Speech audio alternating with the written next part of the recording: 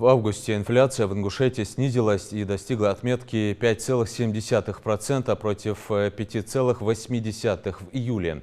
Об этом сообщили эксперты регионального отделения Банка России. Замедление инфляции в регионе во многом обусловлено расширением предложения на отдельные товары и услуги на фоне улучшения логистических цепочек поставок импорта.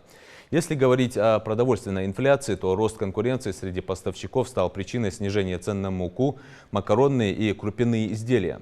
Кроме того, в регионе увеличилось количество складских помещений, которые позволяют повысить запасы продуктов с длительным сроком хранения. При этом из-за ослабления рубля подорожали импортные фрукты.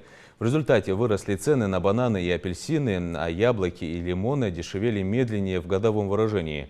В августе владельцы птицефабрик тратили больше средств на покупку импортных кормовых добавок и вакцин, которые прибавили в цене также на фоне ослабления рубля.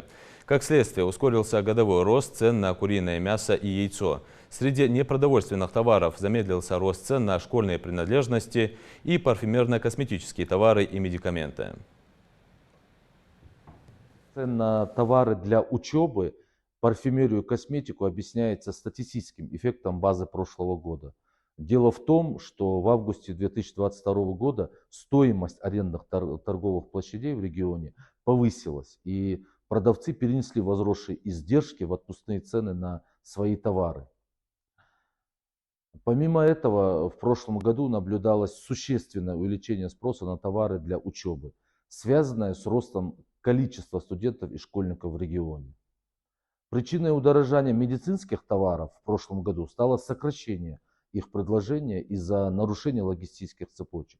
В августе текущего года поставки наладились, и цены на эти товары росли менее заметно.